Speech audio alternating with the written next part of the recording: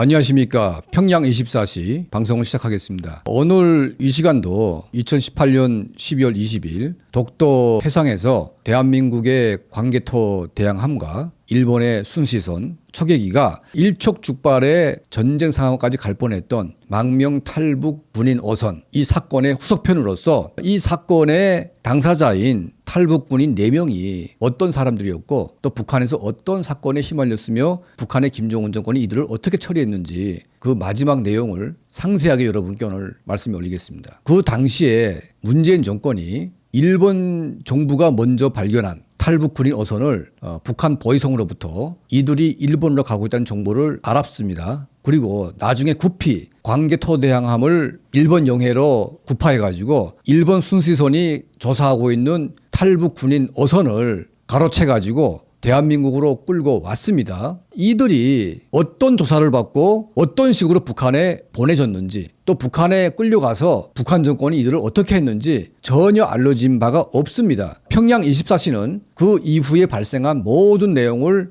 총조사해가지고 오늘 여러분께 구체적인 이 상황을 말씀에 올리겠습니다. 2018년도에 북한에서 어떤 일이 발생했냐? 2가지 사건이 있었습니다. 첫 번째 사건은 평안남도 평성시 인근에서 김정은이 연관된 행사 때 국가보위성 일부 요원들이 망라된 반체제 조직에서 김정은을 폭사시키려고 하는 시도. 이 사건은 국가보위성 기자회견을 통해서 사건의 구체적인 내막은 밝혀진 바는 없지만 반체제 반동들이 외부 세력과 연계돼 가지고 최고 존엄을 해치겠다. 이런 목표하에 엄청난 사건을 꾸몄다는 그 내용을 국가보위성 기자회견을 통해서 밝힌 바가 있습니다. 이 사진은 국가보위성 재판 사진입니다. 장성택을 포함한 북한의 1급 정치범들을 재판할 때 보통 재판관들이 하지 않습니까? 그런데 군복을 입은 인간들이 무슨 재판을 합니까? 이 군복은 국가보위성 군인이 아니죠. 국가보위성 요원들이 실제 군복을 입고 재판을 하고 있는 이 모습인데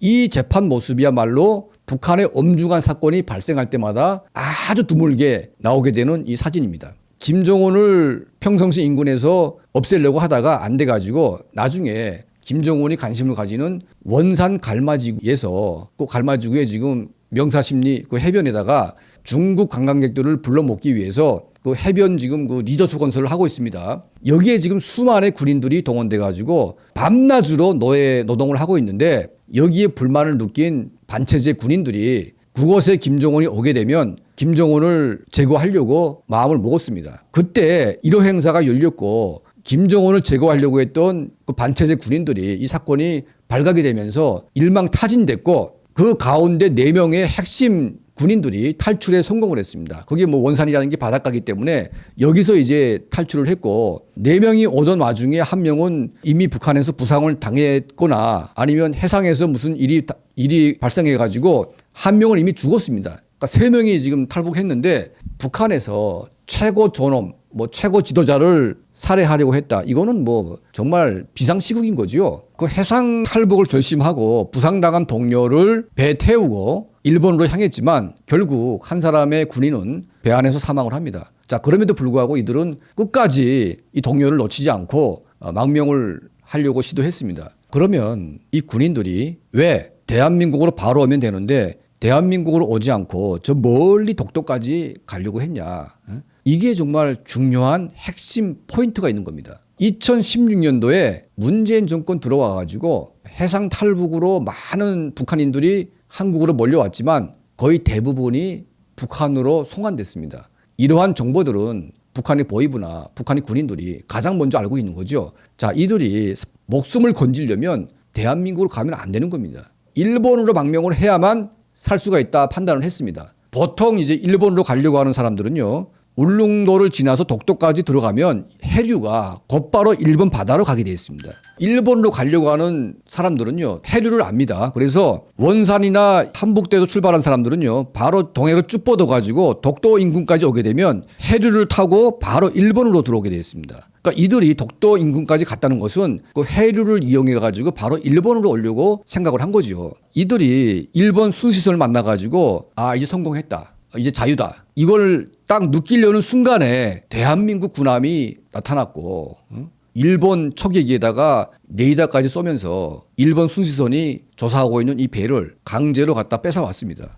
독도 인근까지 나와서 일본으로 가는 해류를 탔고 그 해류를 타고 일본 쪽으로 향하니까 바로 독도 인근을 순시하던 일본 순시선이 먼저 발견을 했습니다. 그리고 4명이 타고 있는 것을 확인을 했고 다시 일본 정부와 연기하는 과정 속에 광개토 대항함이 나타난 겁니다. 자, 그리고 나서 조용히 그냥 이 배는 우리가 가지겠다 이렇게 하면 되는데 광개토 대항에서 일본 척예기를 향해서 레이더를 쏜 겁니다. 레이더를 쏜다는 것은 공격하겠다 이런 것이고 만약 일본 척예기가 일본 해군에게 연락해가지고 이 사실을 전투화 시켰다면 한일 간의 해군 전투가 발발했고 이거는 끔찍한 사태를 초래할 뻔했습니다. 무엇 때문에 문재인 정권이 일본 척예기에다가 레이더까지 쏘면서 그 탈북 어선을 끌고 가려고 했냐. 지난 시간에 말씀했다시피 이 사건은 김정은에게 끔찍하게 잘 보이려고 했던 김정은이 강력하게 요구를 했기 때문에 이 요구에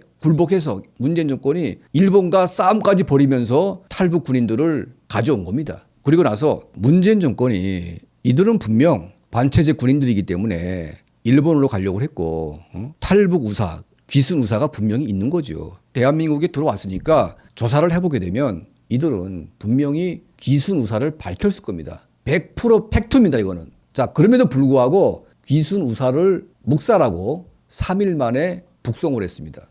판문점으로 보낸 탈북 청년보다 더 빨리 북한에 보냈습니다. 조사도 안 하고 바로 보낸 거죠. 군인들이기 때문에 국정원 조사를 하게 되면 많은 정보가 있습니다. 그 정보들을 취득을 하고 분석을 하려면 얼마나 많은 시간이 필요합니까? 그런데 기순 우사가 있는 이 군인들을 조사도 안 하고 북한에 보낸 것은 이미 문재인 정권이 판문점 사건 이전부터 반국가 행위를 자행해 왔고 그 여파가 만성화돼 가지고 결국은 판문점의 만행으로까지 이어진 겁니다. 이 군인들이 북한에 끌려가 가지고 어떻게 됐을까요? 평양 24시가 입수한 정보에 따르면 이들은 일주일 만에 국가보위성 지하 감옥에서 비참하게 처형당했습니다. 이거 누가 책임질 겁니까? 김정은의 만행은 둘째 치고더라도 이들을 북한으로 송환시킨 이 문재인 정권, 서훈, 정의용, 박지원이 이런 인간들 우리가 어떻게 책임을 져야 됩니까? 지금 탈북자 강제 북송 문제 그리고 대한민국 공무원 월북몰이 조작 자 이런 사건들이 지금 이슈화되고 있지만 평양 24시가 주목하고 있는 가장 중요한 사건은 바로 이 사건입니다. 이 사건이야말로 윤석열 정부가 가장 엄중하게 처리해야 될 이 사건이고 우리 평양 24시도 이 사건이야말로 나중에 우리가 끝까지 투쟁을 해가지고 사건의 진실을 여러분께 밝히겠습니다. 자, 평양 24시를 구독해 주시고 또 시청해 주시는 또 멤버십에 가입해 주신 우리 모든 분들께 정말 진심으로 감사 올립니다.